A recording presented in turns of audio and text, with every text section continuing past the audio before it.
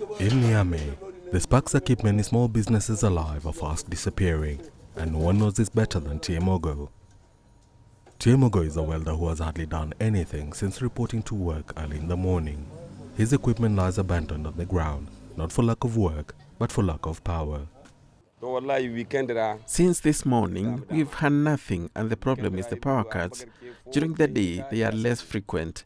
It's once or twice, but on other days, the power cuts can last until 3 p.m. Sometimes it's only 2 or 3 hours before the power comes back on. Then we have to wait again. It makes us tired. Some customers are understanding. On the other hand, others rush you just when you've got electricity, while others are waiting too.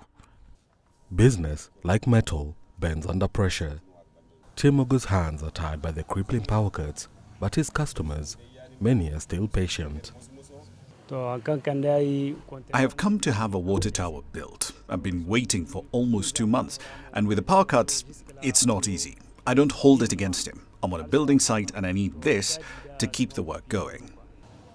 It's not just welders who are feeling the heat.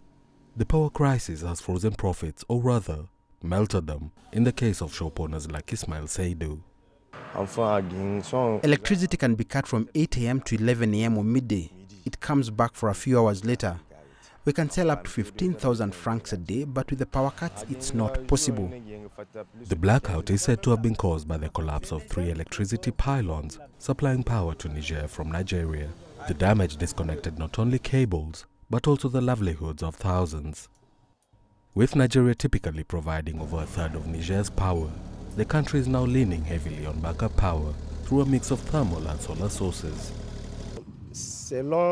According to reliable sources at Nigelec, pylons have fallen not only in Nigeria but also in Niger. As a result, the additional supply from Nigeria is not arriving, and the cold reserve available here in Niamey does not cover the river zone, which includes Dosso, Tillaberi and Niamey.